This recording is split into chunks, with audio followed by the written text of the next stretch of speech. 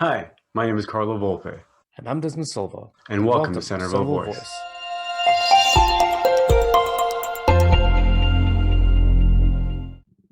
Hey, everybody, welcome to Centerville Voice. My name is Carlo Volpe, and my good friend Desmond. How are you, Des? Okay, about you, Carlo? I'm good, Des. Thanks so much. And thanks so much, everybody, for listening and watching and your subscriptions. This is episode number 21. We want to jump right back into the discussions around the politics of Canada. Yeah. Going on the federal election coming up on September 20th, so it's 4 days away, or depending on when we release this, but it's going to be very soon to release or to the election day. And what I want to continue on with, Des, is I do see movement. I do see a brand new grass movements, and is the PPC, the People's Party of Canada, and without being completely biased towards them, because it's a phenomenon to me, and I want to talk about it. But also, I'm in support. I'm a big fan of what they're doing, so I want to talk about that.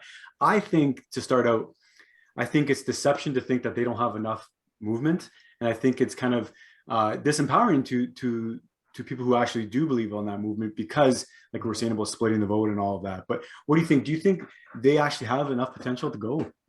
Um, the thing is, it depends on one thing: exposure. And one thing that they don't have is exposure. But here's the thing: they're doing better than the Greens right now in the polls. And the advanced polls just closed just recently. So so I voted already, and they got my vote. So I decided I was just going to go vote PPC. Me too. But so I did. And as you mentioned before, Carl, there are quite a few people out there that are voting PPC. Mm-hmm.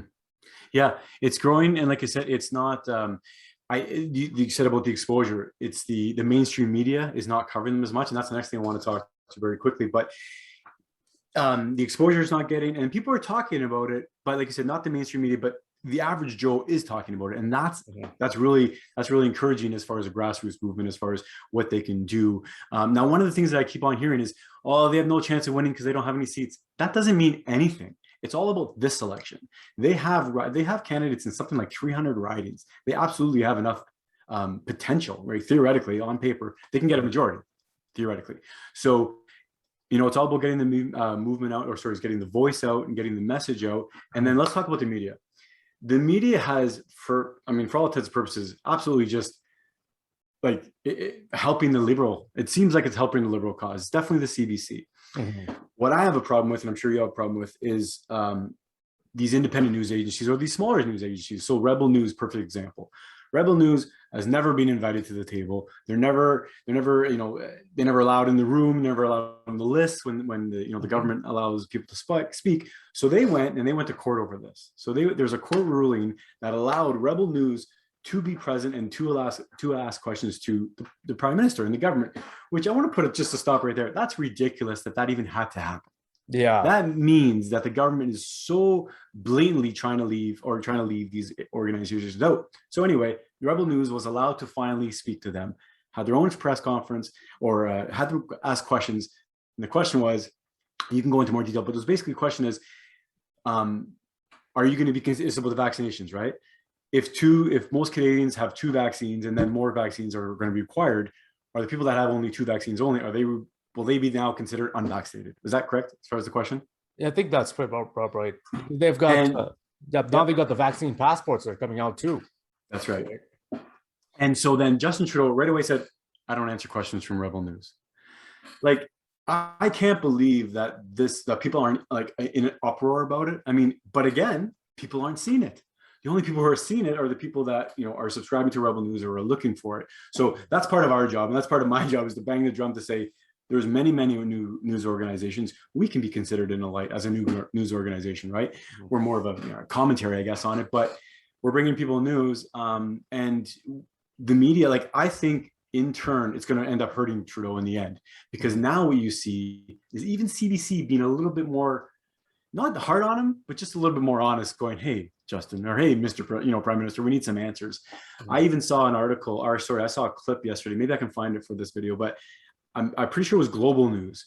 The interviewer asked some questions. Justin Trudeau went back and forth. Finally, she says, okay, sir, that's all the time I have. And he basically interrupted her saying, no, we have more stuff to talk about. Global, warning and all this different stuff. I forget what he said, but basically she's like, you didn't answer my questions anyway, sir. So what's the point of even doing this? And I think I think people are starting to clue into this. I think people are starting to get wise to what's going on with this. And just to add to one more to that, I see in his demeanor, like you were saying, the vitriol. He's getting angry. He's seen that. He sees the mobs now. He sees people not happy with him. Is this what other people are seeing as well, you think? Well, honestly, the guy, he's known to pivot quite a lot. And the thing is, he becomes very passionate when someone asks him something, and then what he does, he pivots. Yes. And then even during debates, they ask him a question or someone puts a question for him, and then he doesn't answer it straight. No. He pivots and starts talking about something else. Okay. Yeah. And the only other, I don't think there's any prime minister, not even Paul Martin, pivoted as much as Justin Trudeau has. Yeah. I don't think there's a single. I know, and it's beginning to look 20, 40 years. In the past 40 years, I've never seen a prime minister that pivoted as much as he does. I've never seen a prime minister with such bias as he has had. And it's just ridiculous. He's just too far out. Yeah. The other thing that's bothering me is that he's without, I mean, you can't put it any other way. He's turning the Canadians against each other. He is telling Canadians that the reason we're in a problem is because of the unvaccinated. And that, that you're inciting violence, you're inciting divide, you're inciting segregation. And wasn't Trump trying to be impeached on less than this? You know what I mean? Like there was it's crazy. It's crazy what he's doing, and he absolutely is dividing. And he's even been called on it on some of these somewhat, centered news stations, or I think it was Global, where somebody said, isn't this causing a divide? And he goes, I'm looking to help the people that are vaccinated. He's basically said that the people who are not unvaccinated are selfish. He doesn't even suggest that they deserve health care. And he's like, he was saying that he doesn't feel bad for anybody who's unvaccinated if they get sick. Like all of a sudden now, a life choice determines on if someone's going to give you healthcare or not, right? But whenever everything else in life, you know what I mean, makes you think of other things like diabetes or obesity and all these other problems, right, that we have. Thankfully, the passports, the vaccine passports, there are right now. They're primarily for like restaurants, places where there are large amounts of people would congregate. Yeah, it's not affecting healthcare or stuff like that. Thank God. If this guy gets in power, he's an extremist, whether you like it or not. He's got a silver tongue. He dresses nice. He looks sharp. Oh yeah, good looking guy. Really well. But look at what he does. Look at what he does. There are people who call this guy acceptable, but then he's the extremist. He's the one who does the nutso type of stuff. And then there are people calling Maxime Bernier like crazy. But if you actually listen to what he says, it's all common sense. It's sensible and it's practical. Our platform is based on clear and unchanging principles: individual freedom, personal responsibility, respect, and fairness. One of the I can't believe it. I don't know. I can't remember if it's CTV or CBC. I'll try and find it. But they're interviewing him and say, they call you Mad Max. Why do they call you Mad Max? And I love to use his accent because I love the French accent, French Canadian accent. He's like, well, because I am mad. I'm mad. Everything that's going on, and he's true. Everything that's going on is crazy here. It's we're not going to be mad like a mad dog, a mad man, but it's enough to send anybody crazy. Exactly, and it's enough to make you mad, almost in the angry sense, or even in a little bit in the crazy sense as well. And I love the fact that he's calling it bullshit. He's calling it on. It's what it is. He's calling it. And nobody else does. Trudeau tries to paint everything with, oh, we're going to do this, we're going to do this, we're this. Or not even we're going to do this. He's like, just brings light to everything and has no plans. I like the fact that he's almost that no bullshit guy without saying bullshit. I don't think he swears, but, kind of talk that I would like to hold, I think, Exactly. I mean, he calls a spade a spade. That's the thing. And we don't get that from Trudeau. If it's a spade for Trudeau, it's not a spade, it's a duck. Yeah, it's not even on the cards, so to speak. It's something totally different. Yeah. Right? Now, the other thing I want to talk about is with the whole pandemic, right? A lot of people have looked towards religion, any kind of religion they have, more towards spirituality, more meditation or anything. I think that, and the attack on churches and the attack on our spirituality is going to help the PPC as well. Not only have we turned to churches, I myself, I'm just one example of millions of Americans or Canadians, but I myself opened up and realized and contemplated and thought more over this last year than I had before, spiritually and religiously. And me, I've even, visited churches more in the last year or so. Yeah. I think that's a big thing. I think that with the family, like I was saying about mothers, there are nurses and doctors and paramedics and police officers and correctional officers and firefighters, men and women all over Canada, right? Servicing people that have families. And they're all saying the same thing. There's two things they're saying. A, what are you going to do if you don't have us anymore? Right? Two, we serve everybody, so you should serve us as well. It's hypocritical, right, to think otherwise. So I think those are big groups of people that are going to support Max. And Max is going around the country as well. Hopefully we can put some clips maybe, but he's going around the country and he's getting huge turnouts. Have you seen that? Yeah, like I can understand if he has. The problem is trying to find this stuff, right? Because if you're looking, it's there. Yeah. Yeah, we'll put up some clips about what he says on his messages on every single topic and what he does. He's against he's not anti-immigration, but he's against this mass immigration that is completely unsupportable by the Canadian government. Our economy just can't take it. Yeah. Because what happens is we got a lot more people who are coming in, and not all of these people who claim to be refugees are actual genuine refugees. You're coming from New York, you're not a refugee, okay? Yeah. Unless if you can always go, if you're from the United States and you're coming up here as a refugee, from what? Yeah. Okay, you're gonna go say it's Donald Trump. Biden's in power right now. What are you running from, right? So, or if it's from Biden, it doesn't matter, right? Yeah. You can run off to another state. You can go off to Florida. You go to Texas. And that's what you're seeing. Actually, you're seeing people jump around. People are heading to Florida. People are heading to Texas. People are heading out of the West Coast, heading out of California. Right? It's California is an exodus. And the biggest thing about the Californians is really dumb is that the Californians that move from California, a lot of them are Democrats. They move from California and then they start voting Democrat in Texas, thinking that, okay, wait, you were in a Democrat state, highly liberal policies, relatively liberal with what the Americans have, right? High left-wing policies. And then they didn't realize what gave them the good life they had. and what happened is they had high cost of living, high housing prices, people living in tents, living on the streets because they couldn't afford homes. They go over to Texas. Now they're able to, a lot of the same people are able to afford big homes and all that stuff because Texas was a Republican state and everything was being done with conservative economic values. And now all of a sudden you're coming and then you think that voting Democrat or voting for the left wing is going to actually help you economically. No, it's going to have the same mess, but the people don't learn. They don't learn. That's the problem. If it's been tried, it failed. California is a failure.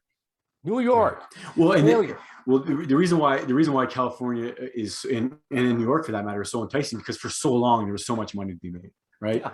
And 100 years maybe, right? So much money to be made. It grew and grew and grew. Yeah. And then what happened is eventually it started having more and more social programs. They started having more and more social programs. Yeah, exactly. And they had what happened is bureaucracy grew and grew and grew, and more red tape. And then what happens is businesses started to go down. It goes like this, right? Yeah, exactly. So what do you think, Des? What do you think? Sorry, Kajal, but what do you think about the with the PPC or just I guess our elections this week or this coming up right in a couple of days? Yeah. What do you think is going to be pivotal? Do you think? Sorry, two-part question. The Liberals still say that it looks like they have the polls are high as far as, but I don't actually trust the Liberal polls for some reason. No.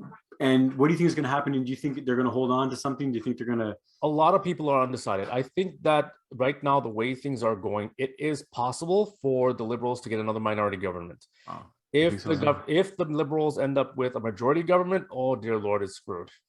We're in trouble. That much. I can't see them getting a majority at this point because I think at least enough of the country has been questioning it. My prediction, I predict probably a minority government for the Conservatives, and I hope Max, I hope the PPC is the opposition. Ideally, I would like to see PPC take either a minority or a majority, of course. But I think it's going to be too soon for that. But I think that the first step is a Conservative win would be great. And then I would love to see Max in 4 years. We need to show the PPC getting more seats than the Greens. That's the thing.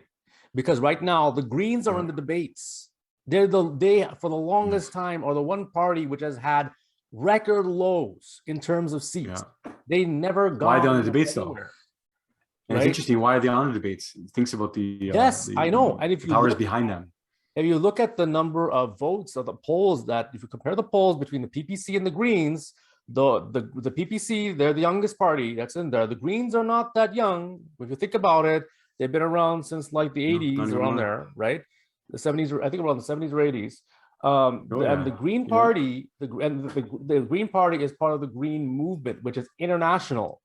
And what we have here in Canada is just one independent organization that basically tries to move their ideology into Canadian society. And that's why they have the Green Party in Canada. So, but they haven't moved in years. They've made like little tiny little things like this. And all of a sudden now you got the PPC. The PPC. Yeah, that's true. The comments, and they changed it to like the CSP, Common Sense Party, because that's exactly what it is. If you think about it, because that's they're talking. Every single one of their policies are very common sense. Mass immigration doesn't work. It doesn't work. That's what's happening in Toronto. You're getting it. It's going too much. Over government spending, over right? Government spending. You need to try bring that back a bit, right? Yeah. And they're all about individual responsibility and integrity, right? And rights. And Freedoms. individual rights, and and they're all about free speech and other things like that. I mean, if you want to have a real working democratic country with a good democratic government, it's the PPC, is it? Yeah, and I agree. And then to top that off as well, I would say if you want the freedom to pray in any religion you want, or the freedom not to pray in any religion you want, the freedom to take any medicine you want or not any medicine you want, then I agree with the party that's going to support your freedoms. And that's just the bottom line for me. Exactly. So guys, we're going to make this a short one this week because we don't have a ton of time, but maybe we'll have another one again, maybe not. But if we don't see you folks, all fine folks, thanks you for watching. Thanks you for listening. If at all, even if you don't vote PPC, if you don't vote Conservative, just vote at all. It's important, right? This is why we're Canadians. This is how we're exercising our rights to do that. So yep. Well, I gotta say, Trudeau's gotta go. Whether it's Singh in power, whether it's O'Toole in power, whether it's Maxime Bernier in power, Trudeau's gotta go, because almost any leader is better than him. Exactly. And it's beyond embarrassment. It is an embarrassment for our country. It's bad times for our country as well. And it's not a good example for our future. It's not. So yeah. Awesome. So Will, guys, so much for listening. Thanks, Des, for your time. Yep. You too, Carlo. We'll see you guys in the next video. Peace. All right. Peace, guys. Cheers. Thanks for joining in and watching Centerville Voice. Remember to like, comment, share, and subscribe. If you are seeing this on YouTube, make sure you click on the notifications bell so you get notified when we upload new videos, which we release every Friday. Sharing and liking our videos helps promote the channel, and sharing episodes like these helps get the word out so that more people will get to see our videos. If you like what you see and/or hear, please consider becoming one of our Patreon supporters. 10% of all Patreon supporter donations we receive goes to our charity of the year. You can visit us at centervillevoice.com to learn more and engage with us on one of our social media pages. Thanks for your support, and we will see you again in our next video or podcast.